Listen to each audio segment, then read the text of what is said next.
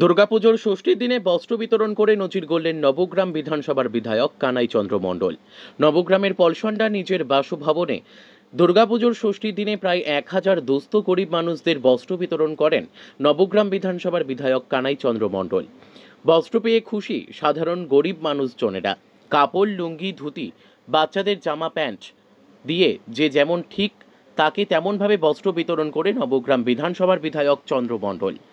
এমন মানবিক উদ্যোগকে সাধুবাদ জানিয়েছে নবগ্রামের সাধারণ মানুষজন। এই কর্মসূচিতে উপস্থিত ছিলেন নবগ্রাম বিধানসভার বিধায়ক কানাইচন্দ্র মণ্ডলের পাশাপাশি নারায়ণপুর গ্রাম পঞ্চায়েতের প্রধান উত্তম মণ্ডল, এছাড়া আরও বিশিষ্ট ব্যক্তিবর্গ এবং নবগ্রামের সাধারণ মানুষজন।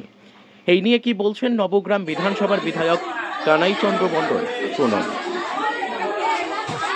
আজকে আমাদের 1000 বস্ত্র ছিল, ওরা 1000 জনকে বস্ত্র আমাদের এমএলএ সাহেব তিনি আজকে 1000 জনকে নিজের হাতে তুলে দিয়েছেন এবং তার সঙ্গে আমাদেরকেও ডেকেছেন এবং মানুষকে দেওয়া হয়েছে। পুজোর আগে বস্ত্র বিতরণ কি বলবেন এটা নিয়ে?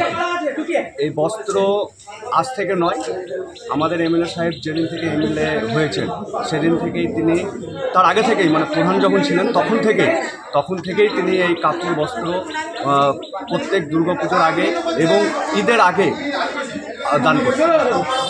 কী কী বস্ত্র ছিল আজকে কাপড় ছিল, লুঙ্গি ছিল, ধুতি ছিল, বাচ্চাদের ফ্রক ছিল, সবগুলোই ছিল। নাম? আমার নাম উত্তম মণ্ডল, আমি নারায়ণপুর গ্রাম পঞ্চায়েত। ঠিক আছে। আজকে এমএলএ সাহেবের বাড়িতে এমএলএ বস্ত্র বিতরণ করলেন। এলাকার প্রায় 1000 মানুষ এখানে এসেছিলেন, অনেক গরিব মানুষ। আজকে তাদের নতুন বস্ত্র দিয়ে। আপনার নাম? আমার নাম মিঠু ঘোষ, নারায়ণপুর অঞ্চল।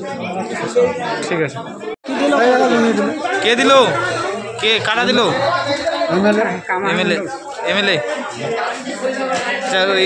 খুশি? আপনারা খুশি?